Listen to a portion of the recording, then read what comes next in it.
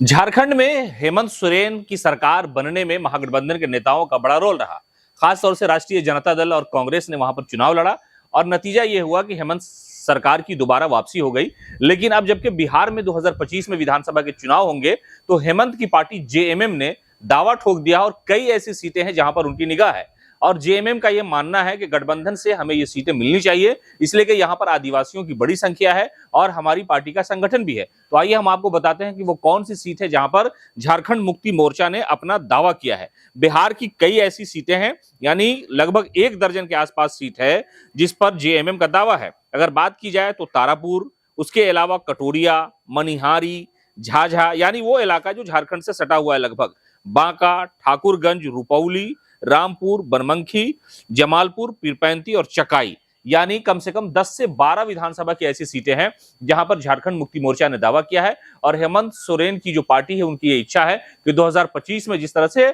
यहां आपने चुनाव लड़ा, 25 में हम आपके साथ वहां बिहार में चुनाव लड़ना चाहते हैं।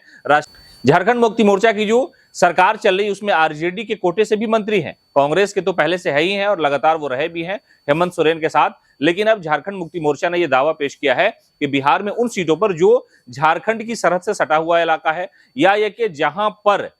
खास तौर से आदिवासियों की संख्या है, जहां का कल्चर झारखंड और बिहार से मैच करता है, तो राजनीति में भी हिस्सेदारी की बात हो रही है और हेमंत सोरेन ने यह दावा किया है अब तक। हालांकि इस पर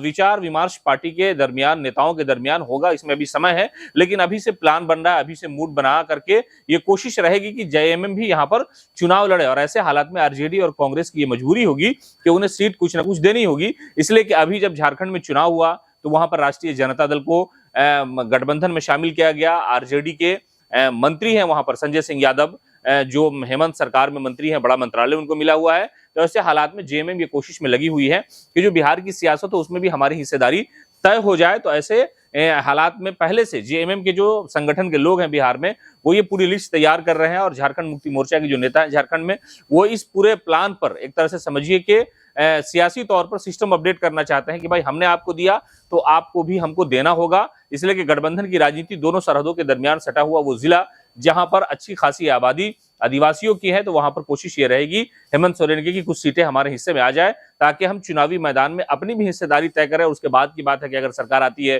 तो कैबिनेट में जगह भी चाहिए, जिस तरह से आरजेडी के एक नेता को हेमंत की कैबिनेट में जगह मिला है और कई सारे नेता, यानी सबसे खास बात यह है कि राष्ट्रीय जनता दल के नेताओं ने बड़ी मेहनत की वहां पर झारखंड में चुनाव लड़ने के दौरान। और उसके अलावा कई सारे ऐसे नेता थे बिहार के जो हेमंत सोरेन को सपोर्ट करने के लिए वहां गए थे सियासी तौर पर भी, और ऐसे भी उनका अपना जिससे ताल्लुक था उन लोगों ने भी ये इच्छा जताई थी कि हेमंत की सरकार आएगी, इसके लिए हमें जो कोशिश करनी होगी करेंगे। तो अब यह है कि आरजेडी ने जिस तरह से वहां दावा किया, कैबिनेट में जगह बनाई, उसी तरह से जेएमएम की भी ये कोशिश है कि बिहार में हम यानी कुछ ऐसी सीटें जहां पर चुनाव लड़े ताकि गठबंधन का जो रिश्ता है वो बरकरार रहे।